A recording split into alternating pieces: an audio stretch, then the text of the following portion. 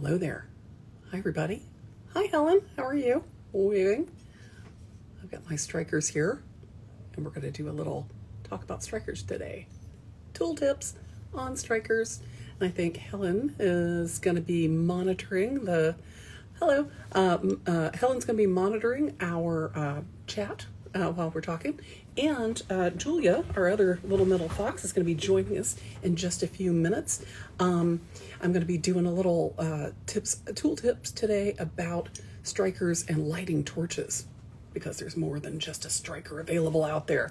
So if you don't know how to use one of these and you hate them, let me know, because these can be a little tricky, especially if you've got problems with your hands, or don't have the ability to use one of the strikers, or they just are completely awkward for you. There are other ways to do this. So we're going to talk a little bit about that. Yay. Also, I think Julie's going to jump in with us in just a little bit, and we'll talk about, I think she has a different way to do it too. But, yeah. Oh, hey there. Howdy. How's everybody doing? Hi, Kenzie. Hi, Jason. So a little tool talk about strikers and igniting your torch. So here's what we have. Not just the striker like this, and these guys, just a standard striker you can pick up from any of the places that you would get your fuel if you're doing propane or acetylene tanks and things like that. You can pick up a striker there for very inexpensive. You can also get it from places like Home Depot, and Home Depot actually has this and the refill flints, and it's about $6. So these are cheap, easy, really standard way of lighting your fire, because they make a little spark like that. Sparky. Now, when they run down, suddenly you're like, oh, it's not sparking anymore, or I'm having a hard time. This one has worn down completely, and it just means that the flint has worn down. So what you need to do is pick up a pack of these if they didn't come with your striker, and this just unscrews right off the end right there. There it is. And you can pop a new one on. These guys just sort of pop out of the little plastic like that. And you can see the difference here between the one that's worn down and the one that has a new flint, right? So just put that new flint on. And it's really funny. I talk to people and they're like, oh, I didn't realize you could change the flint. So yep. And there you go. Brand new flint. And it usually takes a minute to get that one broken in, because it's a little smooth on the end. So I usually sort of give it a little work in before I try and use it. And it's just, the flint is just rubbing against the steel, grating on the inside. So that works pretty well. So for a lot of people, learning how to use this can be a real trick the first time they're using it. And it's kind of like snapping your fingers, because you're pushing down usually on the striker and running it across the flint. So if you have your torch, to light, and you're turning on like a little torch, you usually can light it like that. And you don't want to kind of snuff over your tip. You want to kind of keep it just a little bit in front, like that, to light your flint. Look at that. Light your fire. Light your fire. So, if this one is it's cheap, it's easy, they're, accessible at a lot of places, including, any hardware store and Home Depot and places like that for, under $6. You can pick up this with the flints. You can buy refills for these as well. So this is, your old standard way of doing it. But if you want a newfangled way of doing it, I love this.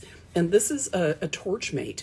The Torchmate is an electric or battery operated striker, and it has a little thing in there, and you can kind of see the little lightning going on inside when you turn it on. And if you're stowing this away when it's not in use, make sure you turn it off so something doesn't push down on it accidentally, and it's sparking away while it's in storage. So make sure you turn it off or take the batteries off if you're going to store it. Yeah, there you go. So there we go. So striker, turn it on, turn it off. So with this one, little Torchmate, the cool thing about this one is that to strike this, all you have to do is push down on the little silver button in the back. So when you have your torch, you light it like that. So it's real easy to do. And so you just turn on your gas and light your torch. Oop, let me turn that on. And there you have it, right? So it just picks up the strike that way. There are the auto igniter is very similar to this. It's also battery operated and it has 4 little places that you can push down with a central sparker. And those are great. Those are about $50. This one is about 30 and it will last you a long time. But it's really kind of nice when you have your hands full, you're trying to get a lot of things going. And, you know, if you're trying to sort of hold on to something or do something and you're able to sort of get this thing struck without having to use your, come on you. There we go. There we go. And so just getting that struck and then turning up your gas and you're good to go, right? Now, if you want to go real low tech, there's a real simple way to do it. You can go old school. And oh, the romance of going old school. So if you just have a little tea light, that can do the same thing, right? You don't have to go high tech on this. So all you have to do is, have a tea light and you're good to go. So tea lights, you can pick them up any place. You can get 100 in a bag from IKEA for like next to nothing. And you know, it's kind of nice to have a tea light around. But these guys are also great for, oh gosh, if I'm using it for other things too, this can be, it's really handy to have just a simple tea light in your studio. So electricity goes off, you've got a tea light. And how romantic, exactly. So, oh, the romance of metal making. So that's my tip for today, is just strikers and replacing your striker flint. And the Torchmate, love the Torchmate. If you don't have a Torchmate, you might want one. If you have arthritis, if you just want a free hand or you just think it's cool, I love it. So, and it looks like a bunch of you out there like it too. So I highly recommend it. But yeah, if you're having problems, just get a tea light and set that thing up. And especially if you're having to do a lot of relights, it makes it a lot easier just to have a tea light on your bench, right? So there you have it. Also too, yay, the weekend class with torches. Yes, Sarah, yes.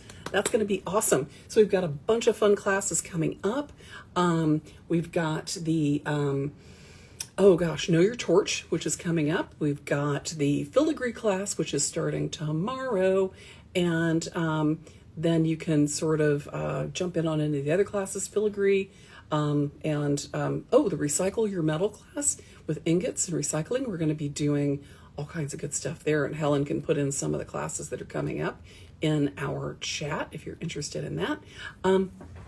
So also too, let me see if Julia is here and I can pop her on. Oh, I don't see her yet. And hopefully she'll pop on here soon. Yeah, that's kind of it for that. The other thing I want to tell you guys about too, since it is Earth Month, I do want to tell you guys one of my favorite things here in Seattle, and you guys can find this in your own area, wherever you are, is the Puget Soundkeeper. And Puget Soundkeeper Alliance is one of the places that I've worked with in the past. They are part of the, what's the name of it? The Waterkeeper Alliance. And Waterkeeper Alliance is all over the place. You can find what they have locally in your own neighborhood, but all over the U.S. And basically what they do is make sure that their project is working with people and holding them accountable to making sure that they're keeping the water clean. So with industries and individuals that are doing things, if they want to make sure that they are disposing of their water correctly, if they're industries that are just dumping into the watershed, they can find ways to help to make it so it's either diverted or cleaned before it hits that watershed. Oh, hey, there looks like there's Julia. And yeah, let's see if we can get, let's see if Julia can jump. But yeah, the Puget Soundkeeper Alliance here, also they're out on the weekly, or out on the sound weekly, keeping the watershed clean. They take out tons and tons, like 145,000 tons of garbage out of the sound last year. And they do a ton of work with a lot of other people, just making sure that you've got the watershed, the Duwamish River, and the entire area for us clean.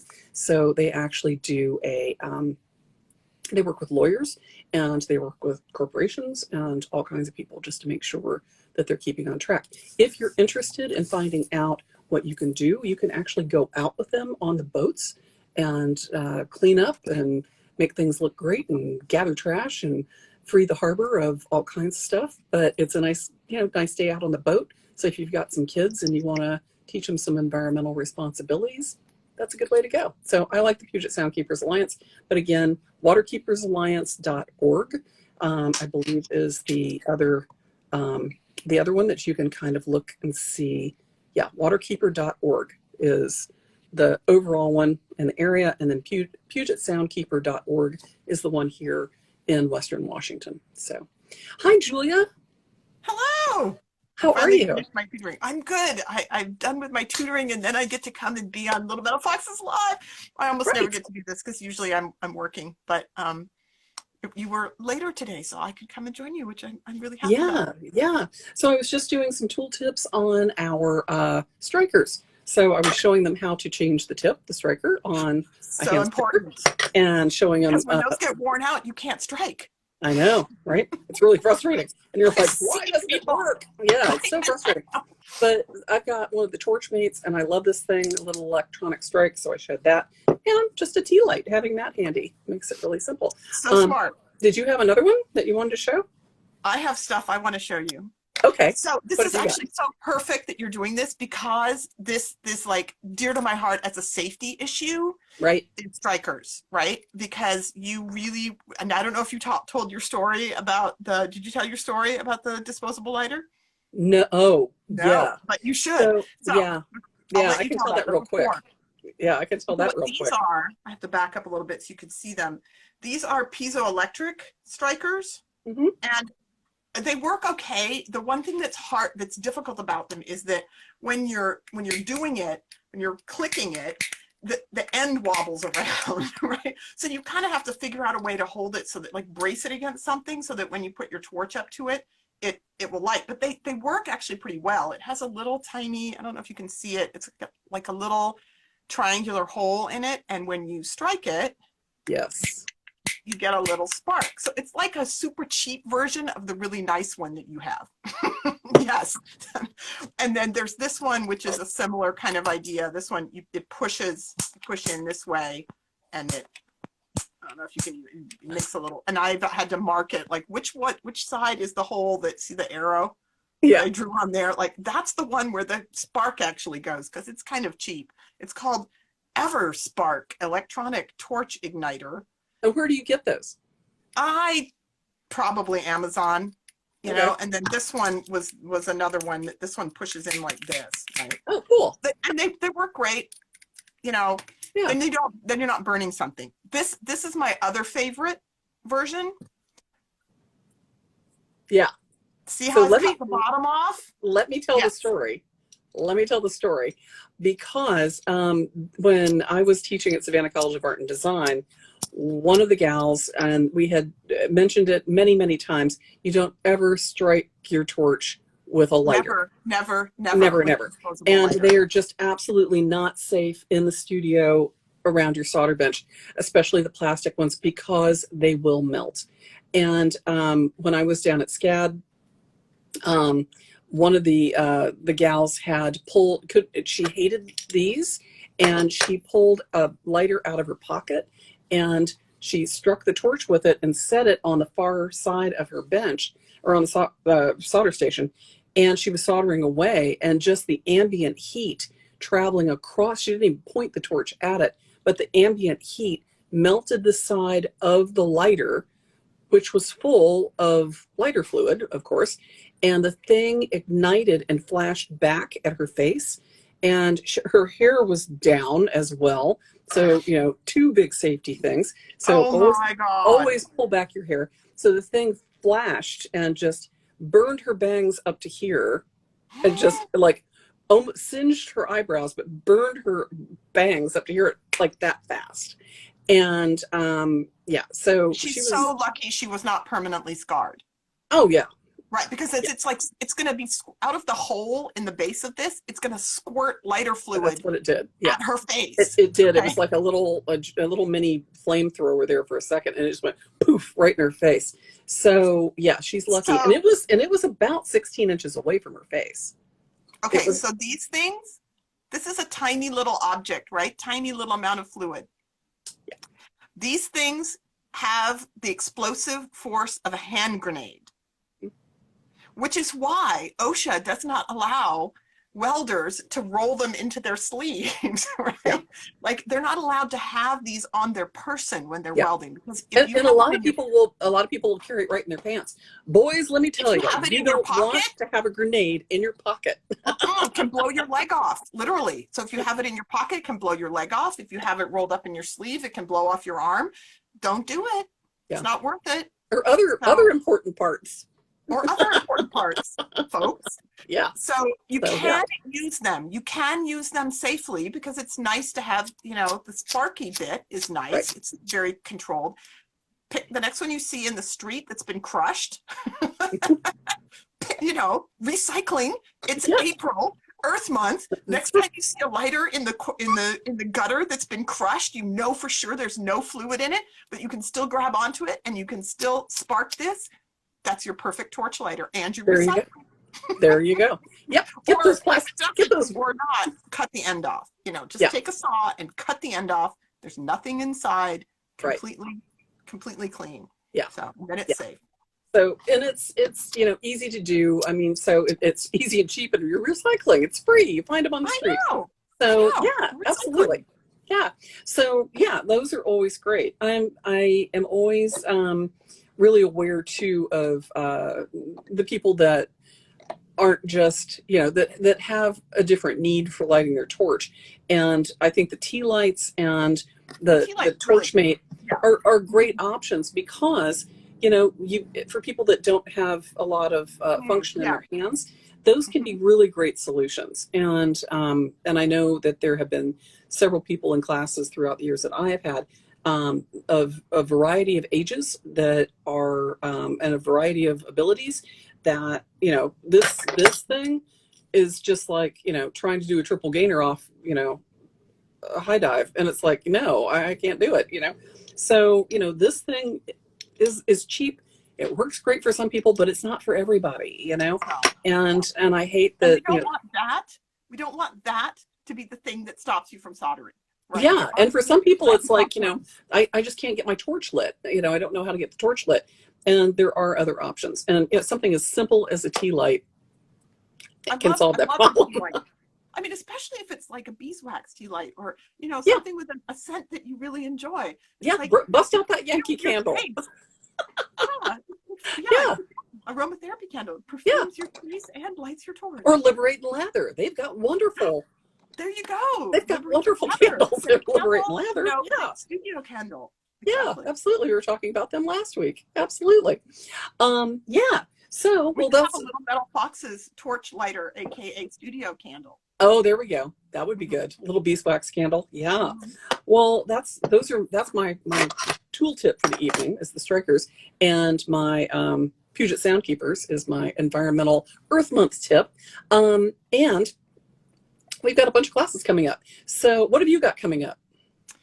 Well, I have the safety lecture, which is why I was, so on about this, and that's super cheap, right? People, it's only $10. Come, we want people to come and learn all about safety, and I'm going to talk about a whole bunch of different things, how to test your ventilation, some stuff about chemicals, like how to dispose of chemicals safely, and how to store them safely, eye protection, eye wash.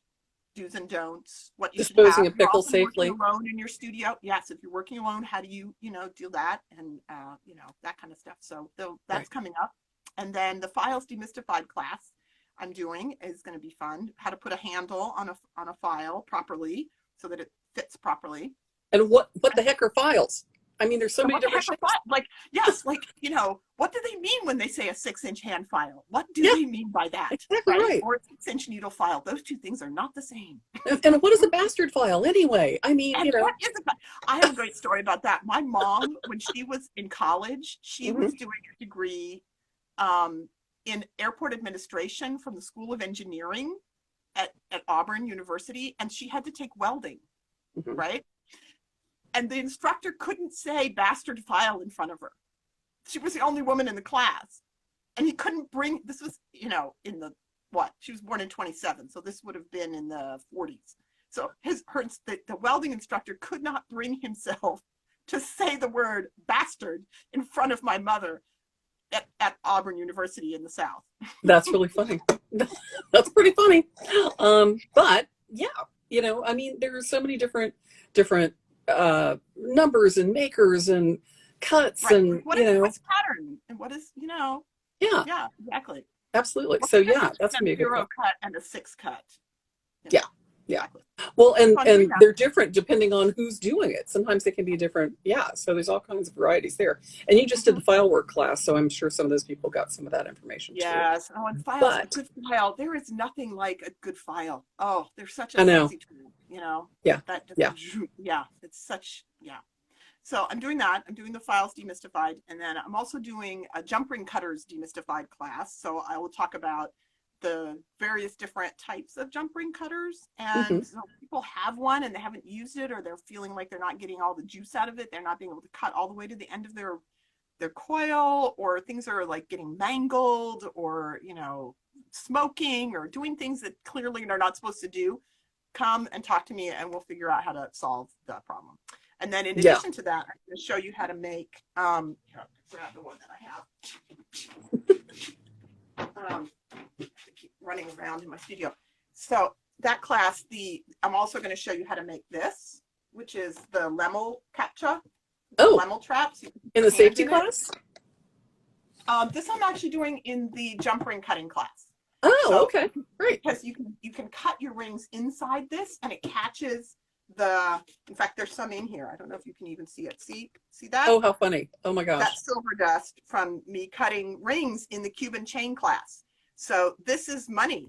That's money right there. Yeah, it is. I don't want to lose it. So I catch it and save it. Good I have plan. about 8 ounces of this over the course of years. I gave you some. So I'm going to teach people how to make one of these so that you can catch your dust and not be throwing it all over your room. Yes, Jennifer has some. Exactly. That's half full. Yeah. Oh my God. Yeah. And some of you, who's the first one that can tell me what this is? Because some people of a certain age don't know what this is. It's like that little thing that goes in the center of the 45 records, right? Kind of, yeah. People are too old to know what that is. Too young to know what that is. But it's like, these used to be everywhere, all the time. Everywhere. Yeah. Yes. Awesome girl. Awesome girl got it. It's a film canister. Yeah. So yeah, everybody would put your film would come in those, and then you put it back in that, and you put it in an envelope and drop it off at the photo mat that was in the middle of the Kmart parking lot. Yes. So, oh my God. Yep. Anyway, yeah. So I really want to encourage everybody to take the safety class, and there are plenty of seats. It's absolutely open to everybody at all levels, and I would highly recommend it. There's so many things that you can learn about safety in your own studio, whatever level you're working at, and especially if there's going to be a lot of people in there. Everybody has tooltips, everybody has questions, everybody has. It's a good interactive class, and if we can just get as many people as possible, all of our foxes, to come and take that class. That would be spread the word. Safety in the fox den. Yes, absolutely. And it's $10, and which is reasonable. It just kind of ensures the fact that we know who's going to be there, and helps us cover the administrative cost. I mean, it's not like we're making we're not making any money teaching that class, but we do have some administrative costs to cover. I have to do a slideshow and put that stuff together, and that's good. It'll be good for me to have to figure out how to make Google Slides work. So I love it. Yeah, I just use my photos. I just use my photos when I do it. So yeah, but yeah. But then you have classes coming up too. Did you talk about yours and then talk I about did. AJ? I've got AJ, yes. I've got filigree coming up starting tomorrow night. There's still a few minutes to sign up for filigree. Still room. Oh, it's such a fun process. And I've got a whole box of filigree over here. And I've got lots. I love your big collection. the Got the collection rules. of pieces from other countries. I love that. Yeah. That you have all those examples from other parts of the world. I know. I know. You know, So, you're the consummate teacher, Jennifer, because you bring all that like Mexico, yes. India, Nepal, See? Africa. Yeah, Even if they're even from if all you over. just took the class to ogle the cool filigree from other parts of the world. Finish some Send for samples. Stenhouse. Yeah. So, yeah, but you know, we can do filigree with copper, and we can do it with silver. And yeah, but it's used in lots of different ways. It's been used all over the world.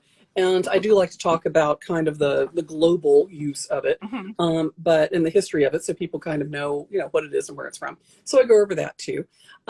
Yeah, so that'll be fun. I've also got on the 25th the recycle ingot and alloys class coming up, and that one's filling up real fast. So if you're interested in taking that, please get in there quick. And we're going to do talking about pouring your own ingots and melting some metal and recycling the metal that you've got and making some new alloys like shibuichi.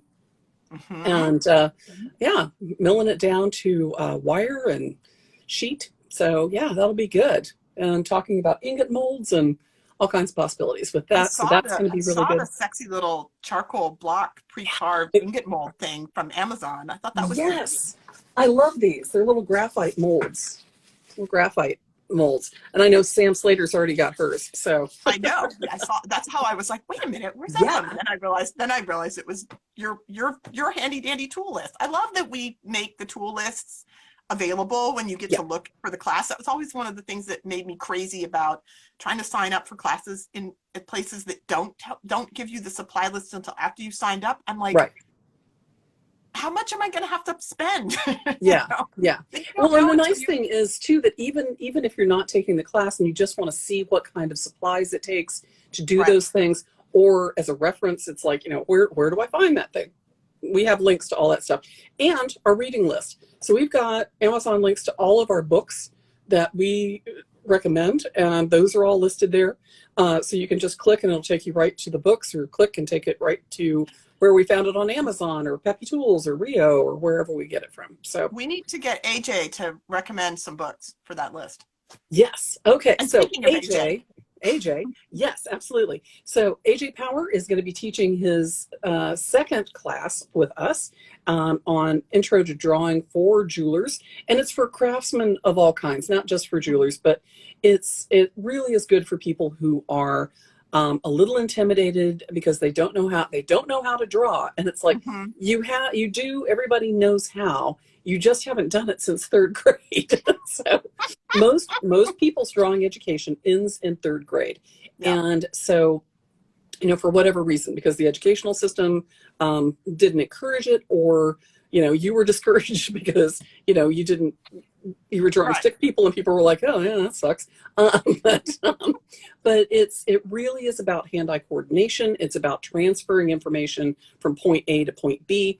And once you learn that skill, once you start to develop that skill, you're building synapses that don't go away. They're new and they're formed, and it is there. And so especially for people, it's actually especially good for people that have dementia, that have memory problems and things like that. It actually can be a really helpful thing. And that's why a lot of our therapists work with people with dementia, because it actually helps to build those new neural paths and synapses. So it's really good for anybody that is doing work in the crafts and jewelry to be able to sketch down your ideas, to be able to, not so much for, drawing competition or anything like that, but more so that you can translate your ideas for yourself. So if you have an idea about something, how do you get it down on paper? Because you're like, oh, I've got this great idea, but you can't get to the studio right that second. It really is helpful to have a way to capture those ideas on paper, so that you can kind of go back, or on, any kind of on a cocktail napkin, or on your iPad, or whatever it is, So being able to sort of, Remarkable. Yes. yeah, yeah, absolutely. There are all these really cool tools now, like the Rocketbook and the Remarkable, which are designed to help you sketch things and draw things and then Yeah, transmit that data to the cloud. right. And I've been trying to figure out what would be the perfect kind of, because I keep an actual, Or even you know, draw, even I just keep like Corelware and like a draw. log book, right? Yeah, Like I keep yeah, like a lab book. right. And so my book has, I don't have any I don't know. Well, some of them have drawings. Some Yeah, parts have drawings. But then I also write down like the process. I would make, I take lab notes, right? I right, list my right. materials and then I list my process.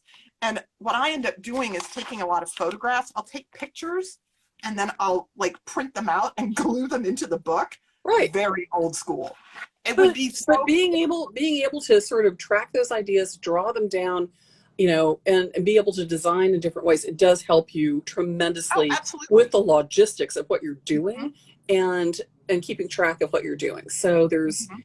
there's so many just important good reasons to be able to use that Or to as repeat another it, skill. Yeah.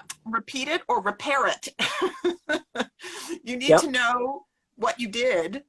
You need to have your notes and your drawings about how did I do this? How did I get Right. this thing together? Like you came up with some brilliant fixturing mechanism or something, and then if you don't Yeah. take a picture or draw something, you Yeah. won't remember. And then if it comes back and needs to be fixed, you're like, Yeah. how did I set that So up? yeah, my trick is I will sometimes scan or copy the Hmm. stones that I'm working with on a scanner or copier, and so I have that, and then I'll do my designing and drawing around that stone.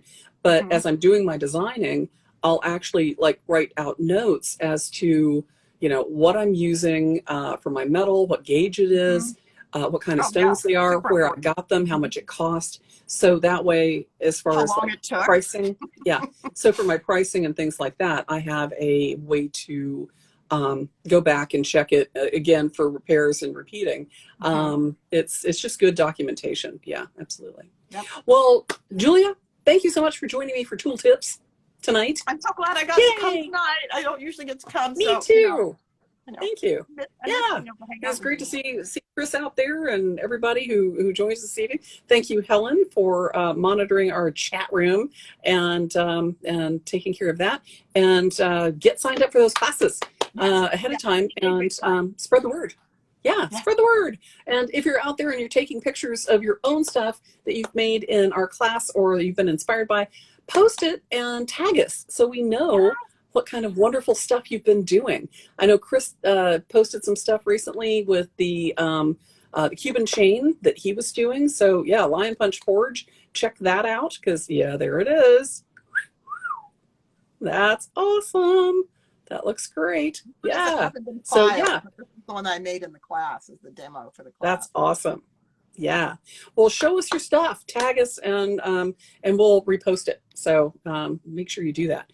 So thanks so much, and I'll be back Thursday with another unboxing thing. So we'll do that then. Um, God, you're unboxing for April Fool's Day. People, if you haven't seen it, go watch the little IGTV video of from Jennifer from April 1st. It is you'll thank me. I know a lot of people came in late and didn't know Oh, quite some of the it was stuff. so So charming. It was so awesome. It was so awesome. no spoilers, but yeah, you have to watch No, it from the not beginning. spoiling. You Yep, have to watch it from the it was beginning. awesome. But thank you everybody for joining us tonight, and we'll post this on IGTV so you can watch it if you missed some of it tonight with our tips. And have a good Earth Month, and we'll see you in class. So we're going to slide out and see you next time. Bye.